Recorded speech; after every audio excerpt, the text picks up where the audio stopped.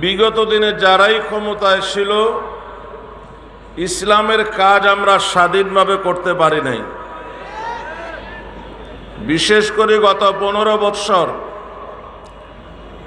এখন আমরা কিছুটা সুযোগ পেয়েছি। মাননীয় ধর্ম উপদেষ্টা বলেছেন, আল্লামা ডক্টর আফম খালেদ সাহেব, যে কওমি মাদ্রাসার ছাত্রদেরকে স্বপ্ন দেখতে হবে দেশের প্রধানমন্ত্রী হওয়ার। সেই করোনা থেকে আমরা সারা পৃথিবীতে প্রমাণ করেছি আমরাই জাতির সেবক। করোনা আক্রান্ত রোগীর কাছে যখন কেউ যেত না, করোনায় মৃত লাশকে যখন গোসল দেওয়ার জন্য, কাফন পরাবার জন্য, জানাজা পড়ার জন্য, দাফন করার জন্য কোনো মানুষ খুঁজে পাওয়া যায় নাই, তখন কওমি দেওবন্দি ওলামা তোলাবারাই এগিয়ে এসেছে। এরপরে জাতীয় বিভিন্ন দুর্যোগে এই দেশের কওমি ওলামা তোলাবারাই এগিয়ে এসেছে।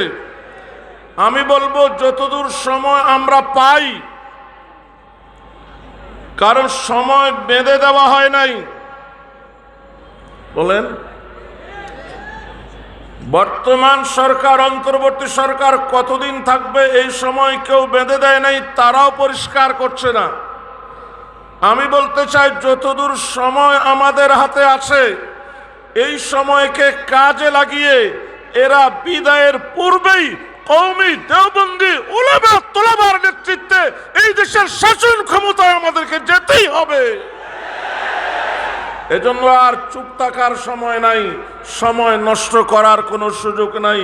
আজকের এই এক স্টেজে সর্বস্তরের উলামায়ে কেরাম যেভাবে একত্রিত হয়েছেন, আমি অনুরোধ করব আপনারা এক স্টেজ থেকে পুরো জাতিকে নেতৃত্ব দিন। ইনশাআল্লাহ এই দেশে এই সরকারের পরের সরকার হবে কওমি দেওবন্দি তালেবানদের আদলে ইসলামী সরকার। আল্লাহ পাক আমাদেরকে সফলতা দান করেন। সকলে বলি আমিন। ওয়া আখিরু দাওয়ানা আলহামদুলিল্লাহি রাব্বিল আলামিন।